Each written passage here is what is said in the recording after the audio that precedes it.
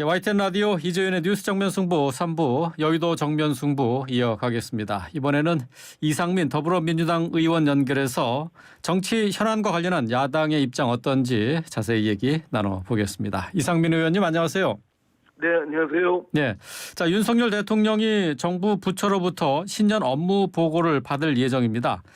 지난번 국정과제 점검 회의에 이어서 대국민 보고 형식으로 진행될 거라고 하는데, 자 대국민 보고 형식의 신년 업무 보고 어떻게 평가하시는지요?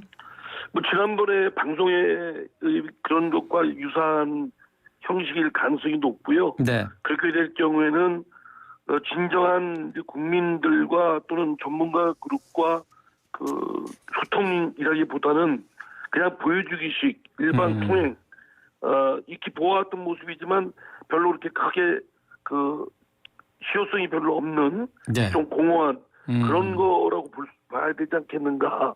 지금 윤석열 대통령으로서는 제일 급한 것이 이태원 참사의 피해 유족들, 이분들을 만나서 이분들을 위로하고 또 이분들이 그 말씀하시는 거를 좀 듣고 그중에 가장 빨리 할 수 있는 것, 뭐 이런 것들을 좀 이행하고 화물연대, 그리고 그분들이 지금 이렇게 목소리를 높여서 많은 어려움을 호소하고 있지 않습니까? 예. 또 장애인 전장위원 지하철 뭐 이런데 그분들을 좀 해서 그분들의 말씀을 듣고 그분들이 어려워하고 고통스럽게 하는 부분을 같이 좀 공유하고 또 그분들의 요구사항이나 요청을 듣는 것을 풀어가는 하나씩 심차적으로 점진적으로 해나가는 그런 해법의 모습을 보이는 것이 저는 필요하다고 봅니다. 네.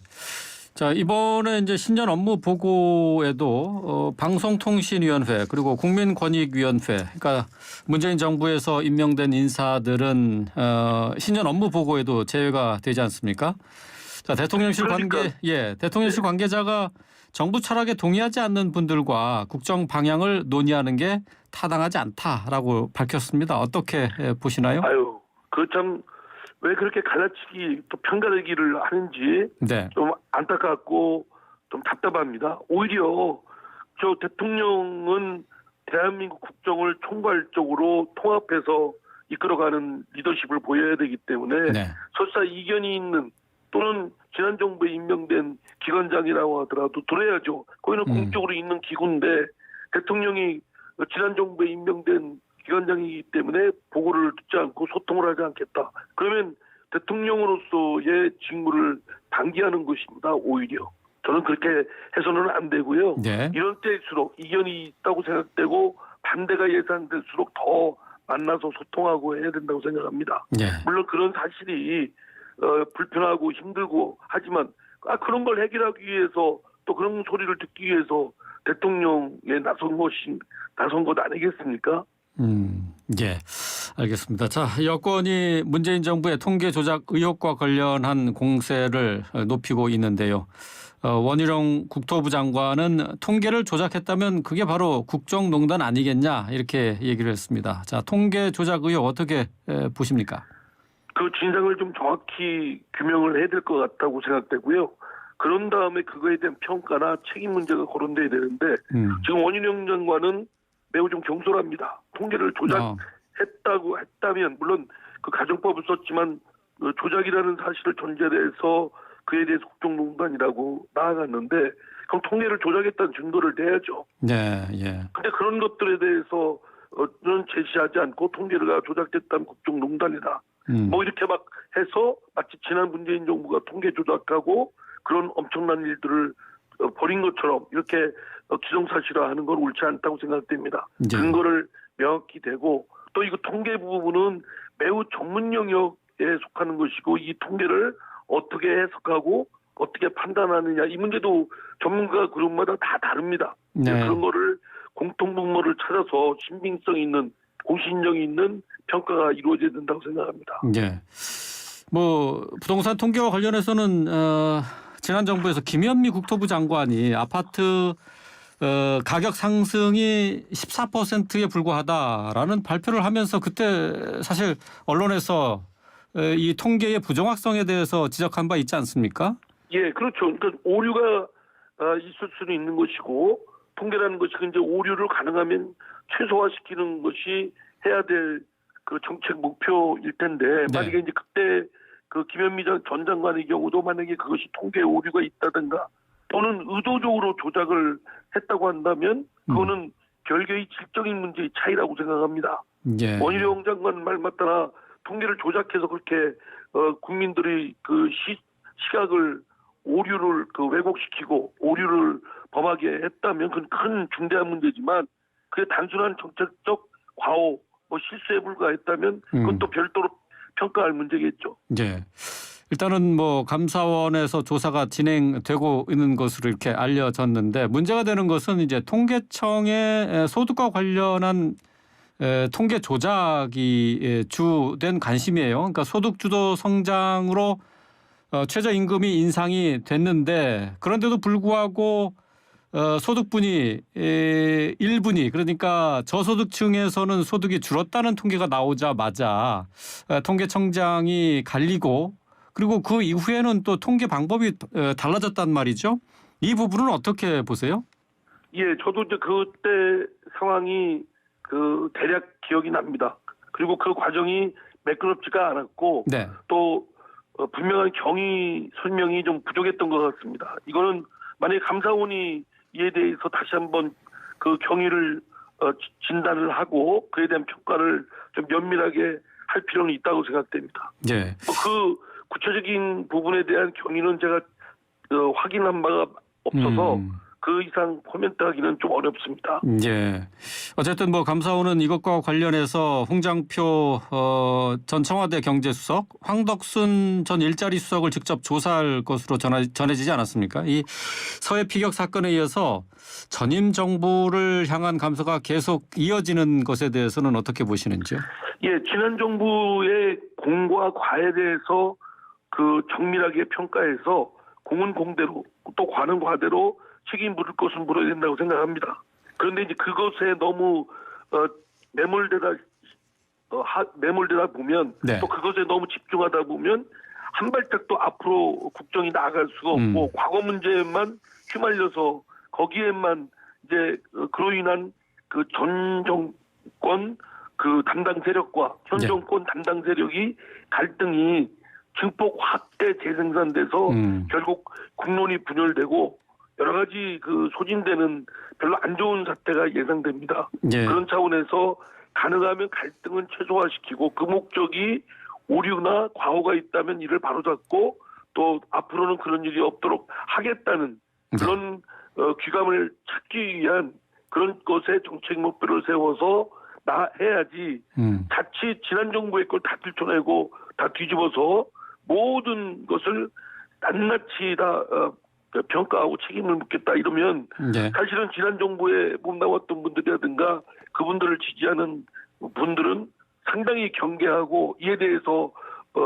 갈등을 쌓게 되지 않겠습니까? 네. 그래서 저는 현 정부가 그런 거를 아무리 좋은 의도라고 할지라도 사실은 전 정권에 대한 파헤치기 또는 뒤집기 뭐 이런 목적하에 또는 더 심지어는 정략적 의도로서 지난 정부의 것을 다 들춰내가지고 샅샅이 뭐 문제 삼겠다 이러면 오히려 더 부작용이나 역효과가 클 것이라고 생각됩니다. 네. 자, 국회에서 내년도 예산안 합의가 아직 이루어지지 않고 있습니다. 여야의 이견이 여전한데요. 자, 법인세 인하도 뭐 그렇지만은 경찰국 예산도 있고 또 그리고 경찰국 법무부의 또 인사정보관리단이죠. 예. 경찰국 그리고 인사정보관리단 예산이 이 발목을 잡고 있는 것 같아요. 네네 그렇습니다. 자, 이 부분은 어떻게 해결해야 된다고 보십니까? 경찰국하고 법무부의 고위 인사정보관리단은 법률에 근거 없이 법률에 근거를 해야 되는데 법률에 근거 없이 그냥 자의적으로 시행령에 근거해서 신설하고 또 그렇게 운영을 하고 있기 때문에 저희 당으로서는 위법적인 기구 설정에 대한 운영비 예산을 책정할 수 없다라는 것이고요. 또 윤석열 정부나 국민의힘은 어떻게든지 거기에 예산을 반영해서 기성사실화 적법성을 어느 정도 인정받으려는 그런 의도하에 그걸 관철하려고 하는 점이 차이가 큽니다. 근데 네. 저는 국회의장이 중재안으로 제시한 그 정식 예산에는 그 항목을 넣지 않다 하더라도 어차피 운영해야 되기 때문에 예비비에 항목을 넣어서 그걸 지출토록 하는 그 방안이 저는 물론 체계적합성 면에서는 좀 부족한 점이 있지만 그러나 그것이 한 타협이 될 수 있다고 생각됩니다. 네. 여야가 이를 수용을 했으면 좋겠다는 생각입니다. 예, 예비비로 이 경찰국이나 인사정보관리단의 예산을 쓰라고 하는 것은 국민의힘 측에서는 이게 대선 불복 아니냐 이렇게 반발하고 있어요. 이거 무조건 대선 불복이라고 이렇게 덮어씌우면 되겠습니까? 그거에 대해서 아무리 정권을 잡았어도 그거는 헌법과 법률에 근거해서 운영을 해야 되는데 네. 법률이 아니고 그냥 시행령으로 행정명령으로 그냥 그걸 했다고 한다면 그건 잘못된 것이죠. 네. 그거에 대한 것부터 우선 성찰이 필요하다고요. 국민의힘이 그러나 어쨌든 양측이 아주 크게 간극이 크기 때문에 네. 국회의장이 제시한 그 정식 항목이 아닌 예비비에 넣어서 내년도에서 일단 운영을 하고 헌법재판소에서 그에 관련된 심판을 지금 하고 있으니까 네. 그 결과에 따라서 그 후부터는 정식 예산 항목에 넣느냐 아니면 위헌이기 때문에 예산에 포함시키지 않고 시정하도록 하느냐 이 문제는 헌법재판소 결과에 따라서 하면 될 일이라고 생각됩니다. 네. 자, 민주당이 오늘 박지원 전 국정원장의 복당을 허용했습니다. 이재명 대표가 대승적 또 대통합적 차원에서 수용하길 바란다고 했고 최고위원회가 이를 승인을 했는데요. 정청래 의원이 당의 재앙이 안 되길 바란다 이렇게 얘기를 했습니다. 박지원 원장의 복당 허용 어떻게 보시는지요? 저는 더불어민주당은 뭐 어느 정당이고 사람이 모여 있는 조직이나 결사체가 완전 무결하고 일사불란할 수는 없다고 봅니다. 네. 더불어민주당은 민주정당이고 다원적이고 다양하고 또 오픈되게 개방적입니다. 그렇기 때문에 어느 특정인에 대한 호불호를 가지고 복당이나 입당 여부에 대한 장애의 벽을 세워서는 안 된다고 생각합니다. 네. 널리 좀 양해하면서 같이 하나로 의견이 모아지는 또는 에너지가 모아지는 그런 지혜가 더 필요하다고 생각됩니다. 네.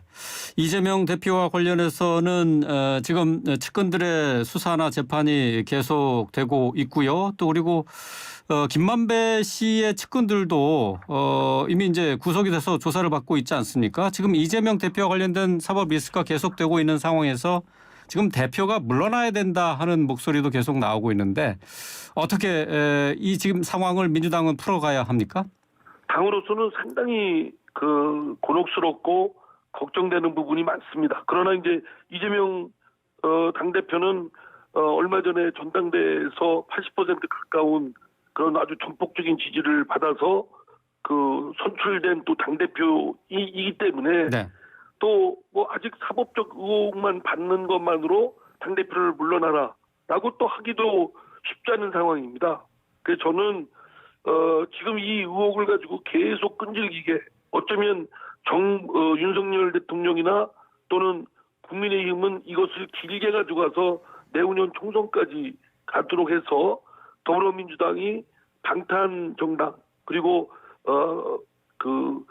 발목 잡기 정당 뭐 이걸로 더 씌워서 총선에서 이를 굉장한 그런 고립시키고 네. 또 수세에 몰게 하려는 책략이 있지 않나 싶습니다. 그러면 더불어민주당으로서는 그에 말려들지 않기 위해서는 당대표도 합당한 지혜를 발휘해야 되고 또 거기에 끌려가지 않는 그런 지혜가 필요한데 그런 차원에서는 사실 조심스럽지만 이재명 대표가 냉철하게 계산해서 진퇴에 대한 판단을 할 필요가 있다고 봅니다. 당대표를 안 한다고 해서 그래서 당대표 나갈 때 여러 사람들이 이런 우려 때문에 반대를 했던 것이고요. 예, 예. 그러나 이제 가면 갈수록 당에 상당한 분란거리가 될 것이 뻔합니다. 예. 이것을 나중에 큰 문제가 돼서 파열음을 내면서 당내에 이 문제에 논란을 불러일으키기보다는 예. 지금 좀 일찍 이재명 대표가 최소화한다는 차원에서 지혜로운 결단을 내려줬으면 좋겠는데 지혜로운 결정이라는 게 어떤 거죠? 지혜로운 결정. 그러니까 당대표를 지금 있음으로써 당대표가 사법적 우에 연루됐고 그것이 곧 당과도 한묶음이 돼서 이렇게 시선을 받고 있기 때문에 이를 차단하기 위해서는 당대표를 물러나는 수밖에 없지요. 네. 저는 당대표를 물러나는 것도 이게 네. 무슨 완전히 물러나는 것도 아니고 저 무고함이 밝혀질 때까지 이재명 대표가 자신에게 쏠려 있는 사법적 의혹을 법률적으로 잘 대응해서 그 무고함을 밝히면 오히려 더 이것이 나아지지 않을까 싶습니다. 예. 그러나 그렇다고 해서 지금 얼마 전에 선출된 당대표를 물러나라고 하는 것도 그것도 또 마땅치 않기 때문에 당으로서는 상당히 걱정하는 분들이 많습니다. 예. 어쨌든 이상민 의원의 입장에서는 사법적 의혹을 해소하기 위해서 그 기간 동안에는 잠깐 물러나 있는 것도 방법 아니겠냐 이렇게 생각한다는 얘기죠. 오히려 거기에 집중을 해야 된다고 생각합니다. 예, 사법적 이재명 대표는 민생에 집중을 하겠다고 하는데요. 예. 지금 이재명 대표는 사실 민생에 집중할 게 아니라 사법적 의혹을 벗어나는데 무고함을 밝히는데 오히려 더 집중을 해야 되는 것이 더 급하다고 생각됩니다. 예, 무고함을 밝히는데 결백을 입증하는데 집중하는 것이 더 좋을 것이다. 알겠습니다. 그렇다면 당대표를 하는 것보다는 당대표에서 물러나는 것이 오히려 더 홀가분하지 않을까 싶습니다. 알겠습니다. 오늘 말씀 여기까지 듣겠습니다. 고맙습니다. 예, 감사합니다. 예, 더불어민주당의 이상민 의원이었습니다.